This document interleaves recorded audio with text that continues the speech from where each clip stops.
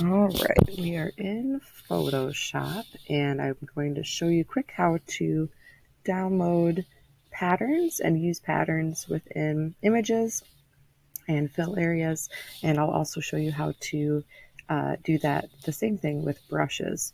So this is an example of pattern inside of a circle.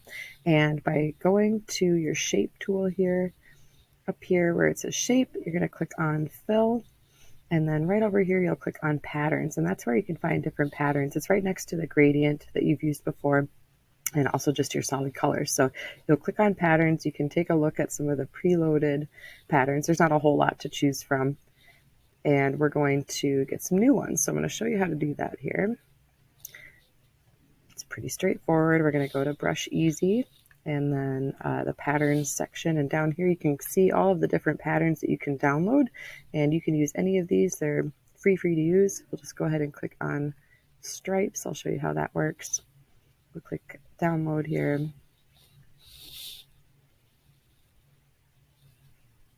It's going to take a minute, and then once it downloads, we're going to open that up here. Okay. So here's the folder. We're going to double click on the folder. If it doesn't open, you can just go ahead and click on your downloads, double click, and then you'll see it says pat file, PAT. That's just a pattern file. It's for Photoshop, so we can just go ahead and double click. Okay, it's going to look like nothing happened, but if we go up here to the fill and the patterns, you're going to see there's our new category here with the stripes.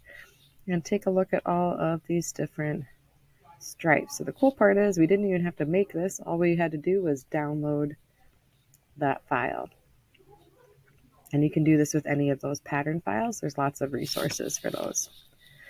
Okay, so next thing I'm going to show you is downloading brushes. Sometimes we need a certain brush that has like a splatter effect, or just different than the regular round brush that you're used to. So we'll go ahead and we'll take a look at our brushes under Brush Easy here. And here are some lots of good examples. Now, not all of these are going to be brushes. Make sure they actually say brushes and not patterns or something else. I'm going to go ahead and let's just click on, let's just do the watercolor one. Make sure it says brushes. Yep. Click download. So to make sure you download the right one.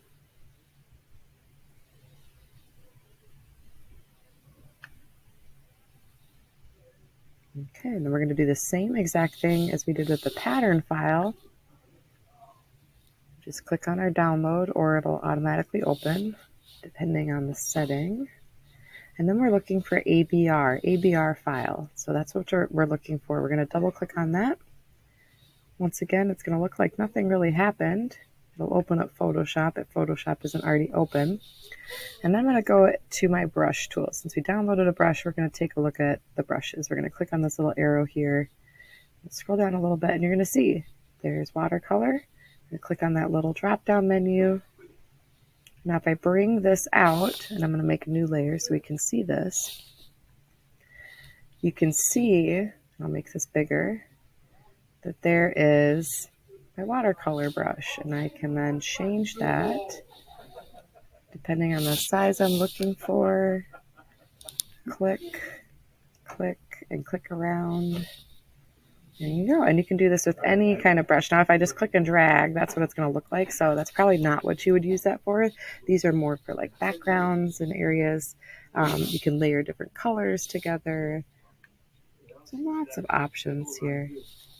And kind of see how that works. You can also rotate things too in your brush if you need to, and edit the brush pressure and control that way as well. And that works really well with the brush tool especially. So feel free to play around with that. And that's how you install brushes and patterns created by somebody else into Photoshop for your use.